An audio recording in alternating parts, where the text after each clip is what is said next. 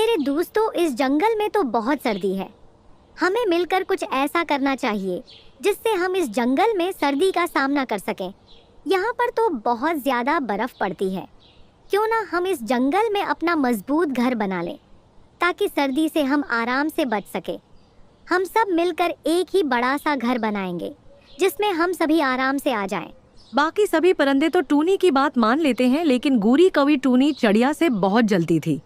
गोरी कवि टूनी से कहने लगती है, अरे टूनी तो क्या समझती है कि हम घर बनाएंगे और तो इसमें आराम से रहेगी। मैं बिल्कुल भी तुम्हारा साथ नहीं दूंगी।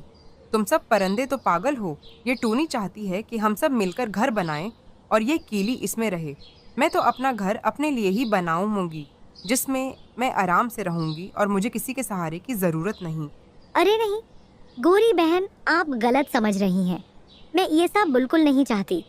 मैं तो बस ये चाहती हूँ कि हम सब इकट्ठे रहें।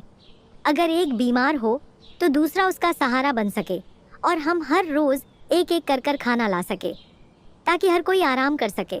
गोरी कवि किसी की बात नहीं मानती और वहां से चली जाती है। गोरी कवि जाकर एक दरख्त पर बैठ जाती है और वहां पर अपना घर बनाने का सोचती है और कहने लगती है, ये जगह तो बहुत अच्छी है। ये सबसे ऊंचा दरख्त है। यहाँ से तो सब कुछ नज़र आता है। मुझे अपना घर यहीं पर बनाना चाहिए। टूनी चिड़िया क्या समझती थी कि मैं उसकी बात मान लूँगी और उसके साथ उसके घर में रहूँगी। मुझे अपना घर अलहदा ही बनाना चाहिए। कबूतर और तोता तो पागल थे।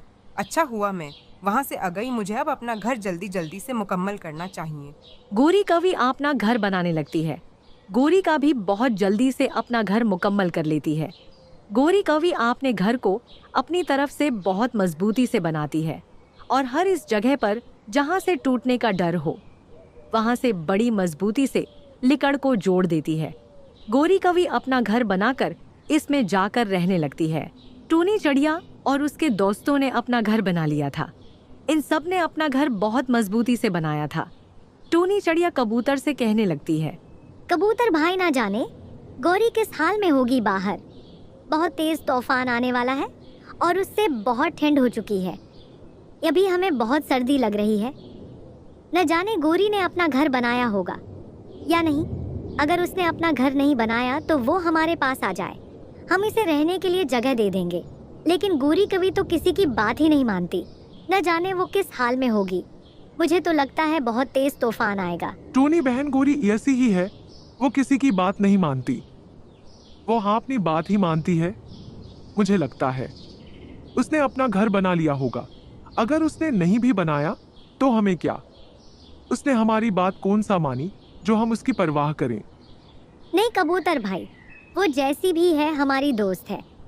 हमें ऐसा नहीं कहना चाहिए, बल्कि हमें तो उसका साथ देना चाहिए। मैं मानती हूँ उसने बूढ़ा किया, लेकिन जब उसे एहसास होगा तो वो वापस आ जाएगी। गोरी कवि घर से बाहर आ जाती है। बहुत तेज तूफान की वजह से इसके घर का छत उड़ जाता है।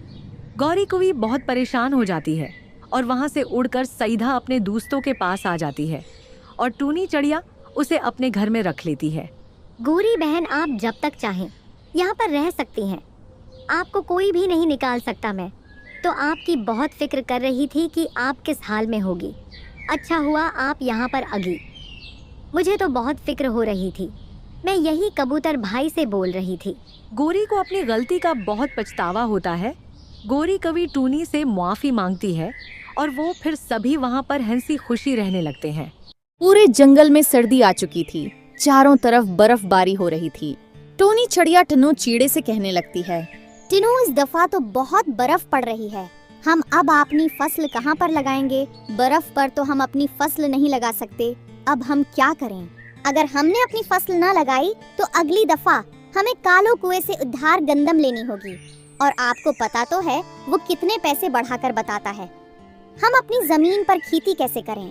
टनी चिड़िया की बात सुनकर टनू चढ़ा कहने लगता है, मुझे पता है हमें अपनी जमीन पर किसी न किसी तरीके तो फसल लगानी होगी।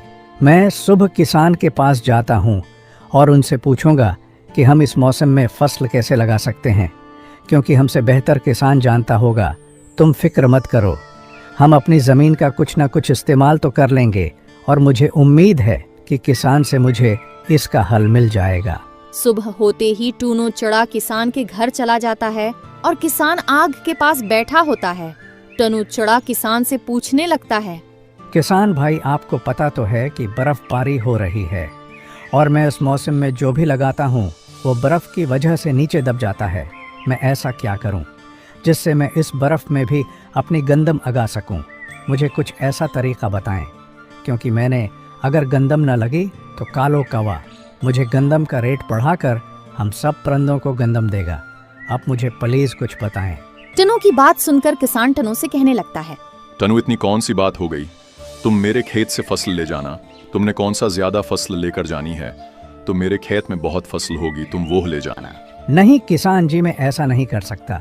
मैं अपनी मेहनत की खाता हूँ और हमारे साथ जो परिंदे हैं मैं उनके लिए भी दाने उगाता हूँ ताकि किसी को भी मुश्किल ना हो और कोई भी भूखा पेट न सोए, वरना सबको गंदम तो लेनी होगी और वो कालों के पास ही जाएंगे। इसलिए बस मुझे अपनी गंदम उगानी है, तो मेहरबानी आप मुझे उसका कोई हल बताएं। अच्छा तो ठीक है, मैं तुम्हें एक चीज देता हूँ। तुम फसल लगाने से पहले ये ऊपर लगा देना। जब भी बर्फबारी होगी, बर्फ उससे नीचे गिर जाएगी और तुम्हारी फसल को कोई नुकसान नहीं होने लगा। और याद रहे, जब धूप हो तो तुमने उसे उतार देना है ताकि तुम्हारी गंदम को धूप लग सके और वो अच्छी हो सके। ऐसा बोलकर किसान टनो चरे को एक तिरपाल देता है। टनो चढ़ा वो तिरपाल लेकर सीधा घर चला जाता है और जाकर टनी चिड़िया को बताता है।